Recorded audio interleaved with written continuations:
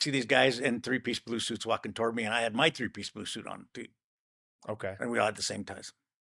And I go, "Oh, these must be these guys." They look at me and they come right to me too, and we meet each other, whatever. So we all end up getting on the plane in Frankfurt and going to, and then head off to Tehran.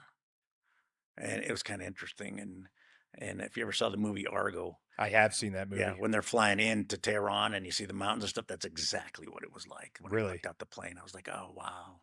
And I didn't expect to see it. I'm looking down, I see buildings all over. I thought it was maybe more like maybe going to Afghanistan or somewhere. Like no, it was well, it was a lot of buildings, cars everywhere, that kind of thing. So I remember we get there. And right before we land, I mean, the flight attendant looks over at us. I remember we're getting on the plane. He looks at us. He goes like this, and the last guy getting in, he goes, 1, 2, 3, 4. He goes, CIA? We go, no, Marines. He thought you were Yeah, because CIA we were all guys? in suits. Oh, wow. Yeah.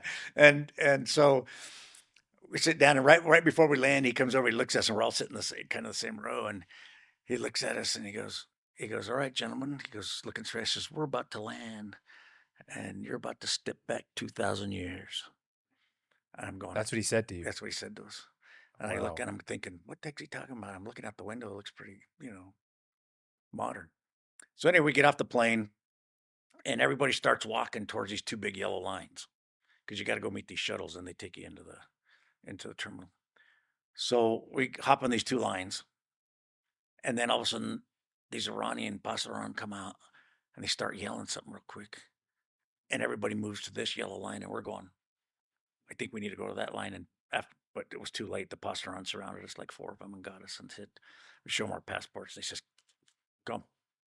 So that like nobody from the embassy came to meet you there? Well, they couldn't come out to that part of the area of the airport. Okay. And S- just for clarification, Yeah, the Pasteron, was that like Revolutionary Guard.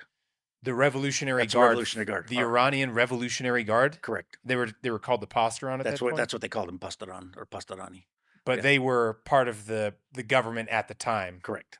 Okay. Yeah, So they weren't like, necessarily threatening or not really. No, okay. they just asked. They were armed, and they just said, come Okay. with us." So you followed them. Yeah, so we followed them and went in, and they just asked us some questions, showed them our passports, and then and we didn't speak Farsi at the time because the time back then you used to be able to go. They'd send you to Foreign Service Institute or something like that if they wanted you to learn a language. I guess you Yeah. went for like 30 days or something like that, or we didn't have any of that. So they just pretty much asked what we're doing, where we're going, all that, and they kept us for like 45 minutes just hanging around. And we're going, what the heck? And everybody else